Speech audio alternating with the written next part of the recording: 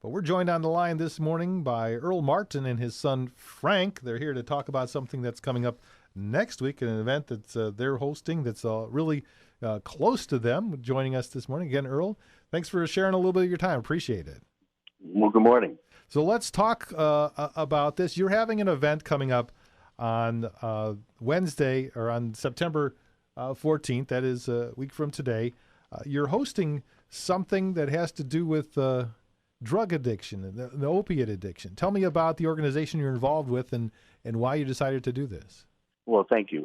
We wanted to share our son's story to help others know that this disease, this opiate and pain pill epidemic that's covering our state and county, can be conquered. And our son has done that, and he did it with a medically assisted treatment called Vivitrol.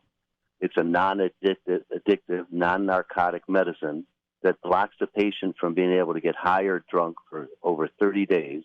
And this allows for the mental health counseling to try to heal the brain away from addiction.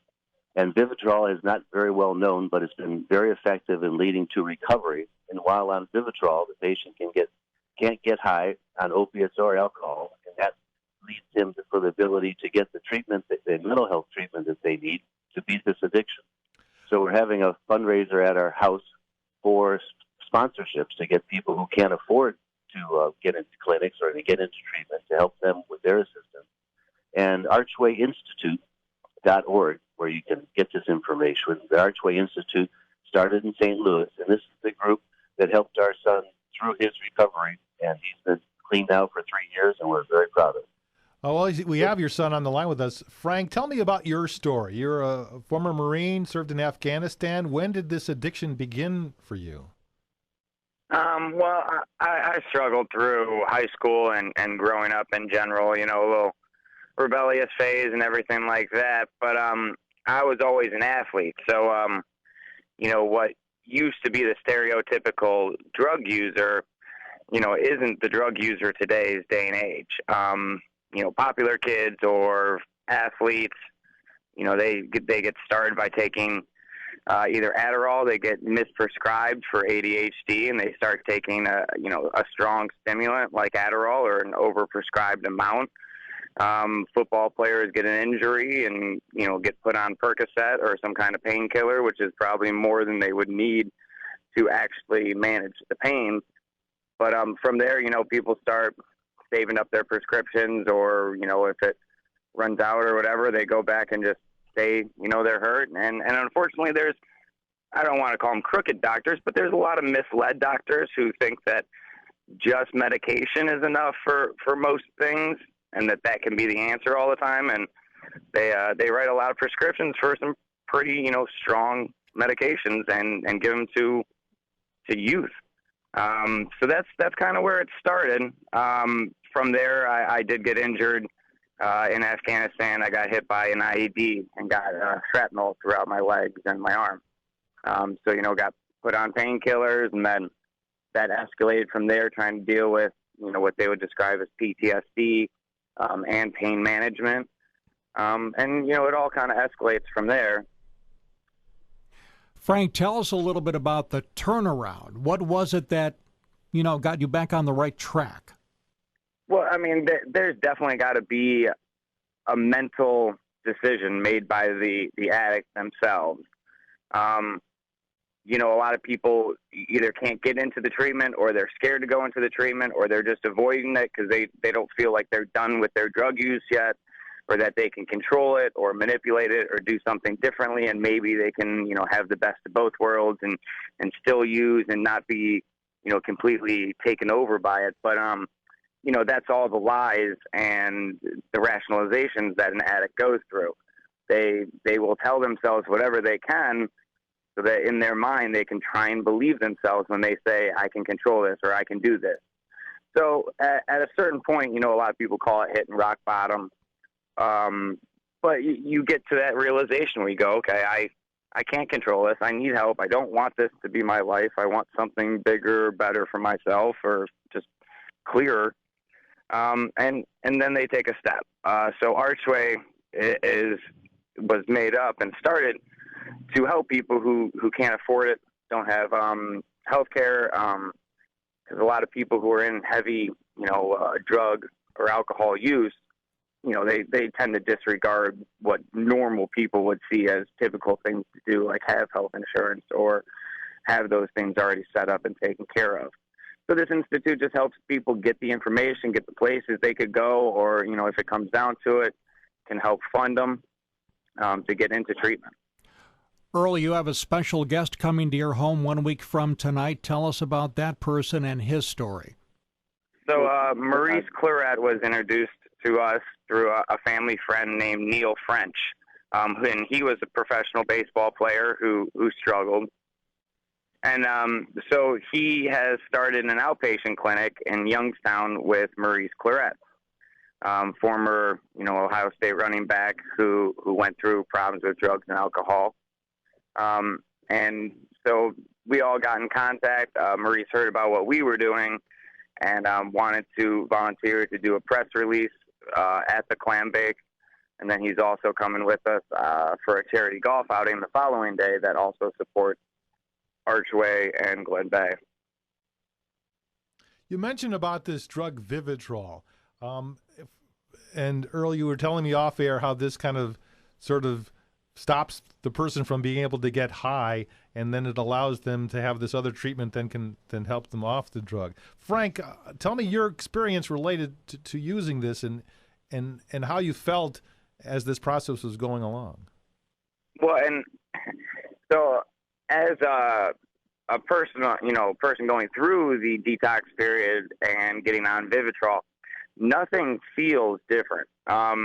Where a lot of the medications that they, in this past, let's say, 20 years, have been the predominant medications for opiate abuse would be like methadone and Suboxone. Both of those, can stop the person from using opiates, but methadone is just filling the opiate receptor. So it's just getting you high in a different way. You're basically just getting it from a doctor instead of getting it from the streets, just like the painkillers, like the Oxycontins used to be. But that can build up in your bones, and then when you want to go off methadone, that can take a month to get off, and then that detox is very severe, and actually more severe than coming off opiates. So, what sense does that make to go on for an alternative? And then Suboxone is made up of buprenorphine and naltrexone. Naltrexone is very similar to what's in Vivitrol, which is called naltrexone. And basically that just blocks the receptor. It doesn't allow anything to get to it, and it doesn't fill it with anything. So being on the Vivitrol, you don't notice anything different. You just feel normal. And then when you go off it, you don't feel anything change. You just know that you're off it. It's recommended to stay on it for 6 months to a year, depending on how long your drug use was, because that brain, it takes a while for your neurons and your receptors, everything to get back in order, and for your brain to even be able to accept pleasure and have the right chemical balance going on itself. So it's a slow process, but that's what it should be. There is no easy fix for drug addiction, and there is no one cure. The next day you're back on the streets and you're perfect. It has to be a process so that the person can really realize the ramifications of their actions. Earl, what's it like for you as a father to have your son sort of back in the fold, back on track? Well, it's beyond words. My wife and I are very proud of what Scotty has accomplished. We're very happy. We get together as a family once a week, and Scotty's the center of the love from all the grandchildren, and he's a very integral part of our life, and he's a productive citizen like we always knew he would be, and we've always been proud of him, and we're very proud of this recovery and how he's given back now and helping other people. He's been a counselor when he was in St. Louis, and he's helped other vets find recovery through Vivitrol, and he's a great role model for other people to see how they can get their lives back and they can rejoin their families. I bet there was a time where you weren't even sure if he was going to come out the other side. Oh, it's there's many families will tell you is that they're only thinking about where they're going to bury their sons or daughters. The use is so hard on everyone. It was so hard on my wife. We always knew Scotty could do a lot with his life, and we're just so happy to see that he's come to that realization. Well, tell us again, on September 14th, you've got the ARCHway Charity Clambake going on in Avon Lake. How can people get involved, or even if they want to find out more about this procedure, the process, the Vivitrol, that sort of thing? Where's the good information? Well, we're partnering with LACADA, the Lorain County Alcohol and Drug Abuse. They're going to receive half the proceeds along with ARCHway. And if people went to ARCHwayinstitute.org, they would see the event and all the information about it for next Wednesday. It's going to be held right here in Avon Lake. So we hope the community supports this either through their participation, coming to the event, or by just donating online. But they can get it through the ARCHwayinstitute.org. That's ARCHway. And then, yes, and then even contacting ARCHway, either Dan Stuckey or John Stuckey, the founders of ARCHway. There's links to them, and they can get in contact with you depending on what area you're from. They can help you or help find you Vivitrol or a doctor or a program in your area, or suggest one that you could go to. Sounds good. We appreciate your time. We know this is a thing that's affecting everybody in all communities, in all sorts of backgrounds, and we appreciate what you do. And again, the information you can find at thearchwayinstitute.org. Our guest today has been Earl Martin and his son Scotty. Thanks for sharing the story and what you do to get the word out. Appreciate your time this morning.